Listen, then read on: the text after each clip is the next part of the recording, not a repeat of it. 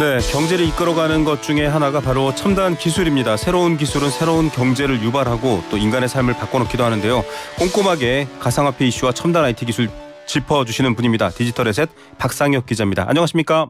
네, 안녕하세요. 네, 자 AI 관심은 높은데요. 지금 선정이 소프트뱅크 그룹이 10년 내에 이제 일상에서 많이 쓰이는 수준이 될 것이다. 실현된다. 이렇게 얘기를 했습니다. 구체적인 내용 좀 소개해 주시죠. 네, 말씀해 주신 대로 손정희 소프트뱅크 회장이 최근 이제 도쿄에서 열린 강연회에서 10년 안에 인간의 지능을 뛰어넘는 범용 인공지능이 실현된다라고 얘기를 했는데요. 이 손정희 회장은 종종 이제 강연에 나서서 미래 산업을 잘 예측하는 것으로 잘 알려져 있는 그런 인물인데요. 이번에는 범용 인공지능이 10년 안에 실현될 것이라는 얘기를 하면서 이에 대한 청사진을 구체적으로 얘기를 했습니다. 예. 네. 일단 첫 번째로 이제 소프트뱅크가 지난 2016년에 영국 반도체 설계업체 ARM을 인수를 했는데, 인수한 배경에 대해서는 AI 사업을 준비하기 위해서라는 얘기들이 많았는데요. 실제로 이날 손정희 회장이 ARM을 인수한 이유 그리고 배경에 대해서 밝히면서 이 ARM을 지금은 이제 스마트폰 중심으로 반도체를 생산하고 있는데, 네. AI용으로 반도체 칩을 생산하겠다라는 계획을 발표했다고 합니다. 예. 아무래도 그리고, 스마트폰에 AI가 들어온다라는 거는 지금도 사실은 접속해서 일부 몇몇 AI 기술은 많은 분들이 접할 수는 있는데, 범용이다라고 한다면 어떤 상황인지 언뜻 상상은 잘 안 돼요. 네, 맞습니다. 지금은 챗 GPT 정도를 제외하면은 이렇게 상용화됐다고 보기는 어려워서 AI 서비스들이 어떤 그렇죠. 식으로 이 AI 산업이 발전될 것이냐에 대해서 굉장히 여러 가지 이야기들이 오고 가고 있는데요.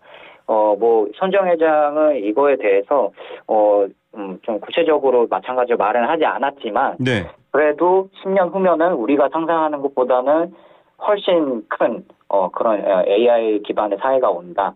지금부터 준비를 해야 된다라는 취지로 좀 이야기를 했습니다. 예. 그러면서 좀 같이 이야기를 한 게, 최근 이 AI 규제에 대해서도 이야기가 많잖아요. 네. 네, 프라이버시 침해라든지 그렇죠. 저작권 침해라든지 이게 AI가 최근 들어서 급속도로 발전하면서 규제 논의가 같이 이루어지고 있는데, 손정희 회장도 마찬가지로 AI를 앞으로 최대한 활용해야겠지만 규제도 반드시 필요하다. 그러면서 이제 비유를 좀 들었는데요. 자동차가 처음에 나왔을 때 굉장히 편리했지만 굉장히 위험하기도 하지 않았느냐. 그래서 관련한 규제가 도입이 됐는데, AI는 보는 시선에 따라서 자동차보다 훨씬, 그리고 심지어 핵폭탄보다 더 위험할 수도 있기 때문에 적절한 규제가 필요하다라는 말을 같이 했습니다. 예, 영상 엑스레이나 이런 MRI, CT 같은 영상을 보고 진단을 의사가 정확하게 내리지 못했는데 AI가 정확하게 희귀병명을 찾아내는 좋은 점도 있습니다만, AI의 계획과 분석 안에서만 인간이 살아가야 되는 또 끔찍함도 상상해 볼 수 있겠고요. 앞으로의 미래, 또 이제 경제는 아마 들썩거릴 겁니다. AI 쪽으로 좀 주식 투자도 점점 늘어나고 있고 관심이 높아지겠죠. 네, 맞습니다. 네. 자, 이렇게 또 손정희 회장이 ARM 인수 이후에 또 여러 가지 얘기들 하고 있고, 다른 얘기도 좀 궁금한 게 하나 있습니다. 디지털 화폐를 중앙은행이 실험에 나선다고 하는데, 아니 각국의 중앙은행들은 이른바 암호화폐라고 불렸던 그런 것들, 크립토 커런시 이런 쪽에 굉장히 비판적이고 반대 입장 아닌가요? 왜냐하면 그 암호화폐나 비트코인 이런 것들이 중앙은행을 좀 반대하는 대척점에서 만들어진 것들이잖아요. 네, 맞습니다. 그래서 많은 분들이 이제 각 정부 기관들 같은 경우에는 이 가상자산에 대해서 굉장히 회의적인 게 아니냐라는 말씀들을 실제로 많이 하시는데요. 네. 이 중앙은행 디지털 화폐 같은 경우에는 이 정부가 주도적으로 발행하는 화폐이다 보니까 각국 정부 기관들도 CBDC, 그러니까 중앙은행 디지털 화폐에 대해서는 기본적으로 연구는 다 진행하는 그런 상황입니다. 그래서 미국이나 이런 중국 같은 주요 이제 국가들도 CBDC에 대한 실험에는 공통적으로 나서고 있는 상황이고요. 이 차원에서 우리 한국금융위원회, 금융감독원, 한국은행도 이 CBDC 실험에 나선 것으로 보입니다. 예, 정확하게는 개념이 좀 이해가 안 되는 게, 왜냐하면 이 비트코인이나 이더리움 같은 탈중앙화, 그러니까 분산 원장을 기반으로 해서, 그러니까 모두가 장부를 동시에 공유하고 있는 셈인 건 거죠. 그렇게 유통되는 암호화폐랑 중앙은행이 발행하는 디지털 화폐랑 뭔가 좀 개념이 다른 건가요? 네, 맞습니다. 말씀해 주신 것처럼 일반적인 가상자산 같은 경우에는 누구나 개념적으로 누구나 발행할 수 있고 누구나 그 거래 내역을 볼 수 있는 그런 그렇죠. 구조를 갖고 있는데요. 그래서 이게 뭐 정부기관 입장에서는 좀 안 좋게 보이는 게 일정한 어느 정도 좀 규제가 있어야지 뭐 네. 가상자산에 대한 어떤 투기성도 많이 해소가 되고 네.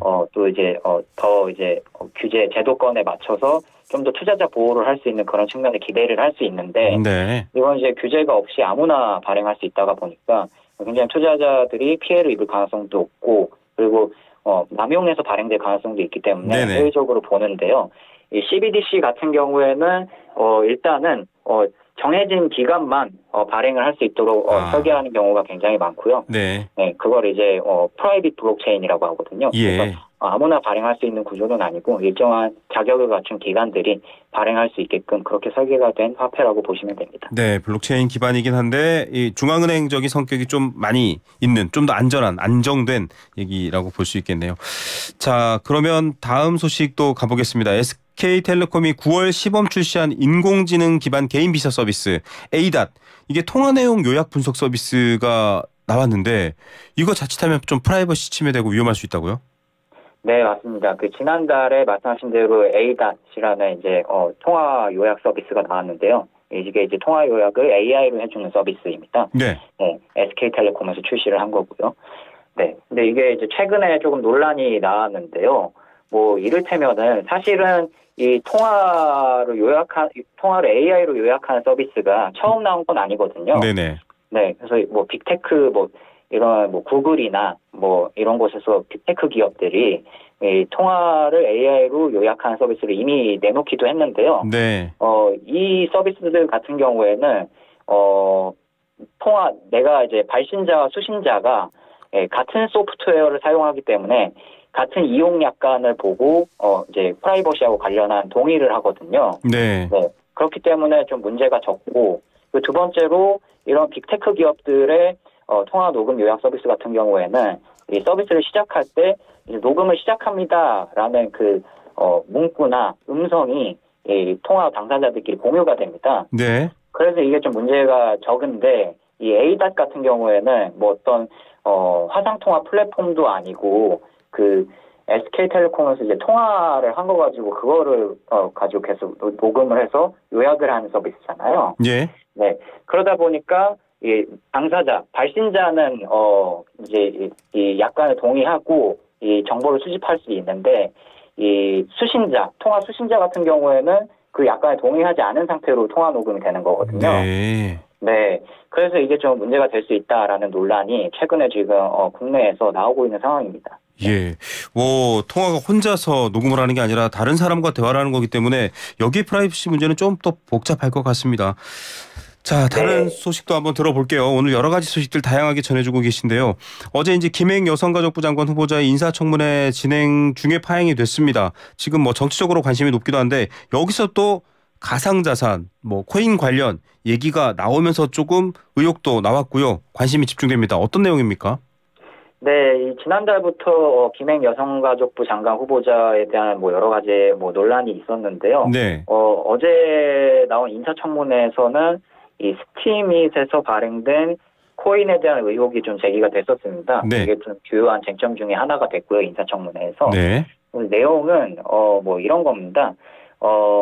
2018년에 위키트리가 스팀잇이라는 블록체인 기반의 SNS 서비스에 계정을 개설하고 글을 게시를 했는데요. 네네. 위키트리에 있는 기사를 그대로 가져와서 스팀잇에 글을 작성한 겁니다. 근데 이 작성하는 과정에서 이제 스팀잇이 블록체인 기반 서비스다 보니까 글을 쓸 때 뭐 일종의 좋아요를 받으면은 네. 가상자산으로 보상을 받을 수 있습니다. 네. 네. 근데 이 보상을 받는 과정에서 이 보팅 봇을 이제 사가지고 위키트리가 네. 뭐 이제 좋아요 수를 조작을 했다는 뭐 그런 일종의 의혹인데요. 네. 네, 네. 근데 이거에 대해서 뭐 이제 여러 가지 뭐 갑론을박이 나왔는데 김 후보자 같은 경우에는 지금 스팀잇과 코인을 위키트리가 한 적이 없고 제가 이제 코인을 하지도 않았다라고 지금 얘기하고 있는 상황입니다. 예. 네. 그래서 지금 의혹이 나오고 있는 가운데 이 답변에 대해서는 답변에 대한 이제 그 의혹에 대한 자료 제출이라든지 이런 거는 아직은 나오지 않고 있는 상황이라서 좀 더 이 상황을 지켜봐야 될 것으로 보입니다. 네. 더불어민주당 문정복 의원의 질문이었고요. 여기에 대해서 김행 후보자는 나는 코인쟁이가 아니다. 이렇게까지 답변을 한 내용. 어떤 내용인지 설명해 주셨습니다. 코인 얘기하니까 비트코인 얘기 앞서도 저희가 이제 중앙은행 디지털화폐 CBDC 얘기하면서도 비트코인 얘기를 했습니다만 보통은 스테이블 코인으로 알려져 있잖아요. 뭔가 좀 그래도 기본적인 기준이 되는 이렇게 비트코인이 어떤 그런 인상을 갖고 있는데도 지금 가격 변동성이 커진다 이런 얘기가 나오고 있습니다. 이건 무슨 얘기죠? 네, 그래서 이제 가격 변동성이 최근에 실제로 커졌는데요. 네.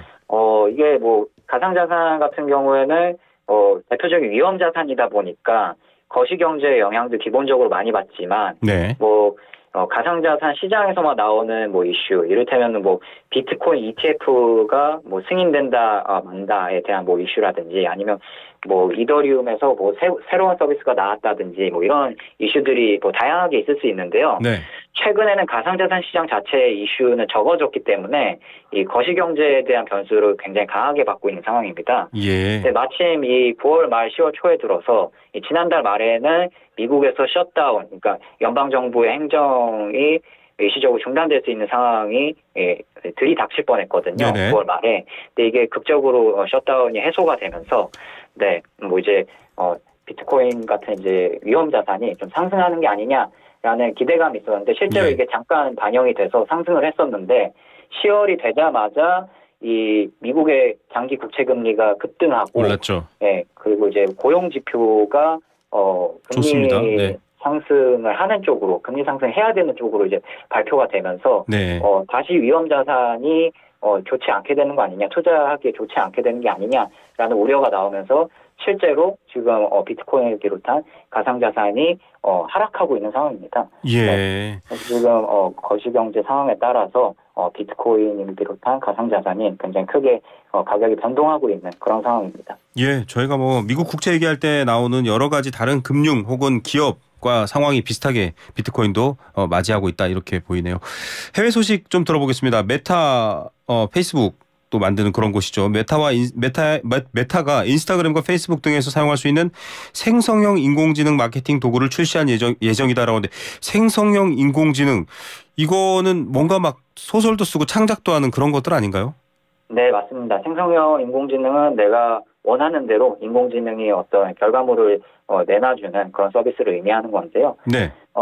이제 메타가 최근에 말씀하신 대로 인공지능 기반 마케팅 도구를 출시를 했습니다. 네. 근데 이게 아직은 모든 국가에 출시된 건 아니라고 하고요. 점진적으로 이제 전 세계에 이 서비스를 도입할 예정이라고 하고요. 네. 이 마케팅 도구를 쓰면 좋은 점은 아무래도 메타가 인스타그램이나 페이스북 같은 거대 SNS를 지금 운영하고 있는 회사잖아요. 그렇죠. 네, 그러다 보니까 이 SNS에 이 AI 마케팅 도구가 도입이 되면은 이를테면 이런 기능들을 인스타그램과 페이스북에 이용을 할 수 있는 겁니다. 네네. 어떤 내가 마케팅 문구를 쓰고 싶으면은 단어만 몇 개 입력하면은 자동으로 AI가 마케팅 문구를 작성해 준다든지, 네, 아니면은 저희가 각 이제 SNS 서비스별로 최적의 이미지 비율이 있잖아요. 네네. 근데 기존에는 그 이미지 비율을 수동으로 작성을 맞춰야 됐었는데, 네네. 이 AI 서비스를 이용하면은 자동으로 비율을 최적화해 준다. 이런 장점도 있고요. 네, 그리고 또 배경 이미지를 그냥 올리게 되면은 그에 맞는 배경 이미지를 네. AI가 맞춤형으로 제공하는 그런 서비스를 제공한다고 합니다. 예, 마케팅물을 만드는, 그러니까 마케팅 이 소재를 만드는 자체도 있겠지만 저는 좀 섬뜩한 게 페이스북과 인스타그램에 어마어마한 데이터가 있잖아요. 많은 분들이 전 세계에서 이용하고 있기 때문에 특정 시간대나 특정 세대가 자주 많이 본 이미지 혹은 텍스트 이런 것들까지 학습해서 올리기 시작하면 정말 이거 마케팅 도구 안에 이 AI 도구 안에 갇히는 것 아닌가 이런 생각도 듭니다. 물론 마케팅 효과 면에서는 확실할 것 같긴 하고요. 네, 자, 그래서 AI 규제에 대한 논의가 좀 같이 나오고 있는 것 같아요. 그러니까요. 앞에 처음에 저희가 얘기한 손정희 회장의 얘기 핵폭탄만큼 위험하다 그 얘기 모두가 똑같은 걸 보고 똑같은 걸 구매할 수도 있는 상황이 될 수도 있습니다. 그게 좋을지 나쁠진 여러분들도 생각을 해보셔야 될 것 같습니다. 챗 GPT 얘기 한번 더 해볼게요. 이제 텍스트로 저도 사실은 한글로 넣어보면 뭐 아직 저는 준비가 돼 있지 않습니다. 뭐 이런 답변이 나올 때도 있는데 텍스트 말고 소리, 음성, 이미지 이런 것도 챗 GPT를 통해서 처리할 수 있다고요? 네, 챗GPT가 지난 9월 25일에 텍스트뿐만 아니라 음성과 이미지 정보도 처리할 수 있는 서비스를 발표를 했는데요. 네. 이게 지금은 테스트 버전으로 나오고 있고 곧 유료 서비스에 이걸 이제 적용할 예정이라고 합니다. 네. 최종적으로는 이 무료 서비스에도 이 서비스를 도입하는 게 목표라고 하고요. 네네. 네. 그래서 이 음성이나 뭐 이미지 서비스가 같이 도입되면 좋은 점은 기존에 텍스트로 일일이 다 말해야 했다면 네. 음성으로만 이제 질문을 해도 답변도 음성으로 돌아올 수 있는 그런 구조라고 합니다. 네. 네. 그리고 뭐 이미지를 뭐 예를 들어서 뭐 자전거 이미지를 올리고 이 자전거의 안장을 어느 정도까지 낮춰야 되냐라고 네네. 그런 식으로 질문도 할 수 있다고 합니다. 이야, 네. 네.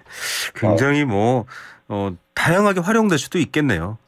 네, 맞습니다. 예, 알겠습니다. 오늘 정말 재밌고 꼼꼼하게 다양한 좀 뭔가 관통하는 AI로 관통되는 어떤 주제가 있는 그런 소식들 감사드립니다. 오늘 감사드립니다. 네, 감사합니다. 네, 디지털의 셋 박상혁 기자였습니다.